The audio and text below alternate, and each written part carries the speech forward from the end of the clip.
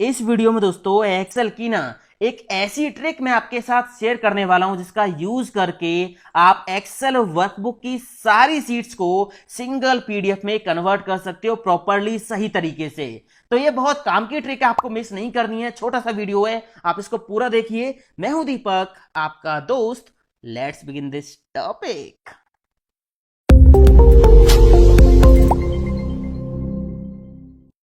तो यहां दोस्तों आप देखिए, मेरे पास ना जैन से लेके जुलाई तक सीट्स हैं और सभी सीट्स पे बहुत सारा डाटा है।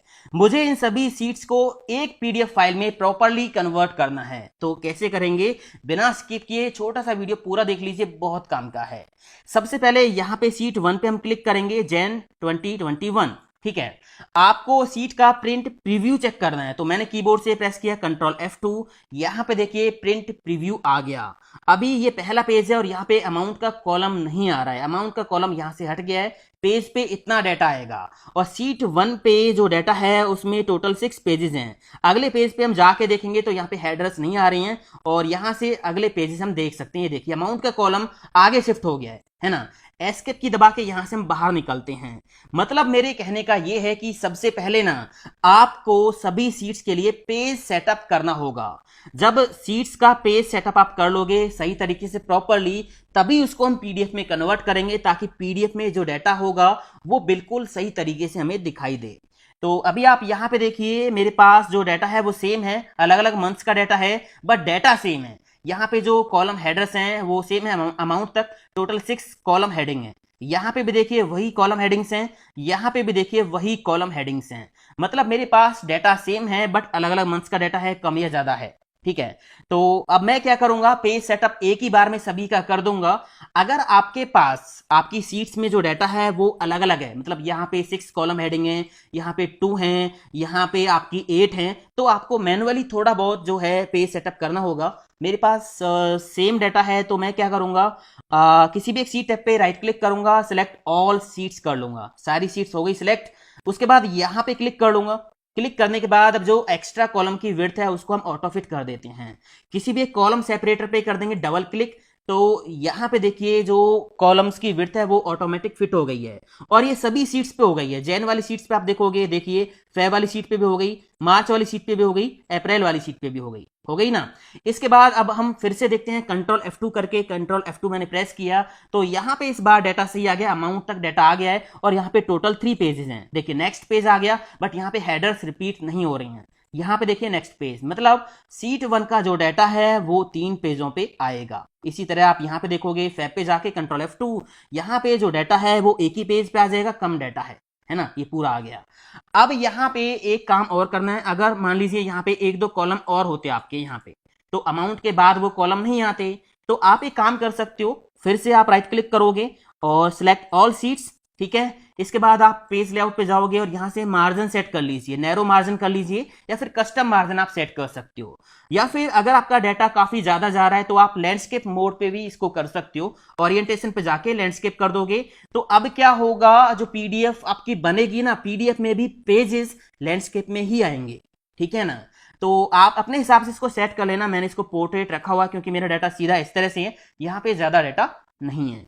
इसके बाद यहाँ पे जो ये लाइन आ रही है ना, ये वाली लाइन, इस लाइन का मतलब ये होता है कि जो आपका पेज है वो यहां तक है, मतलब पेज पे जो डाटा आएगा ना वो यहां तक आएगा पेज पे। ठीक है, तो अगर आपके पास एक दो कॉलम और यहाँ पे एक्स्ट्रा होते हैं तो आप स्केल ऑप्शन का यूज कर सकते हो। कहां पे जाके, पेज लेआउट पे जाके, यहाँ पे स्केल है, इसको थोड़ा बहुत आप कम कर सकते हो। कम करोगे तो आप देखिए क्या होगा, यहाँ पे जो लाइन होगी ना ये आगे शिफ्ट हो जाएगी। देखिए लाइन आगे शिफ्ट हो गई है, मतलब ये वाला कॉलम भी आपका पहले ही पेज पे आ जाएगा।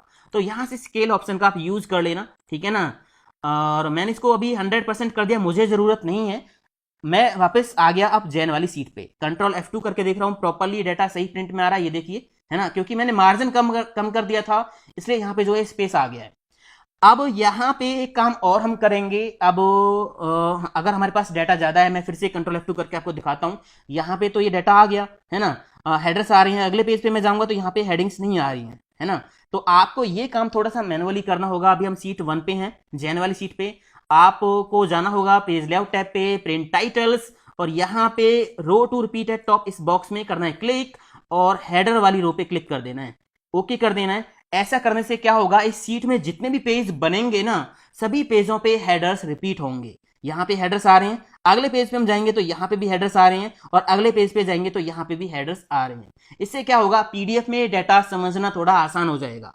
इसी तरह आपको वाली सीट पे जाना होगा और फिर से आपको पेज लेआउट, प्रिंट टाइटल्स, और यहाँ पे रो टू रिपीट एट टॉप इस बॉक्स में करना है क्लिक, और हेडर वाली रो पे क्लिक कर देना है, ओके कर देना है। तो अब यहाँ पे भी डाटा इसी तरह से आएगा। कंट्रोल F2 करोगे तो यहाँ पे एक ही पेज था, अगर और भी ज्यादा पेज होते तो हेडर्स जो है रिपीट हो जाते। तो इस तरह से दोस्तों आपको पहले पेज सेटिंग कर लेनी है। जैसे आप एक्सेल में पेज सेटिंग करोगे ना, सेम वैसी ही सेटिंग के साथ जो है डाटा पीडीएफ में कन्वर्ट हो जाएगा। अब देखिए मैंने सेटिंग कर ली है, ठीक है, आप अपने डाटा के हिसाब से कर लेना। अब बात आती है कि पीडीएफ में सभी सीट्स को एक साथ सेव कैसे करेंगे। तो आपको जाना होगा फाइल टैब पे, सेव एज ऑप्शन पे, यहां से लोकेशन आपको सिलेक्ट कर लेनी है कि कहां आपको जो है डाटा सेव करना है, अपनी पीडीएफ फाइल सेव करनी है। तो मैं डेस्कटॉप पे जाऊंगा और यहाँ पे फोल्डर है एक, फोल्डर न्यू पीडीएफ, इसको मैं ओपन कर लूंगा और इसमें मैं पीडीएफ को सेव कर दूंगा। नाम मैंने दे दिया इसका, पीडीएफ ही दे दिया, ठीक है, कोई भी नेम आप दे सकते हो, पीडीएफ। इसके बाद यहां से आपको सिलेक्ट करना होगा पीडीएफ, पीडीएफ ऑप्शन आपको मिल जाएगा। इसके बाद ऑप्शंस पे जाना है और यहां एंटायर वर्कबुक पे क्लिक कर देना है, क्लिक कर दिया, ठीक है। इसके बाद आपको क्या करना है, ओके कर देना है। ओके करने के बाद यहाँ पे एक ऑप्शन दे रखा है ओपन फाइल आफ्टर पब्लिशिंग, मतलब जैसी फाइल क्रिएट हो जाए तो ऑटोमेटिक ओपन होके भी आ जाए। तो मैंने इस पर टिक लगा दिया कि हाँ ओपन होके भी आ जाए, ठीक है।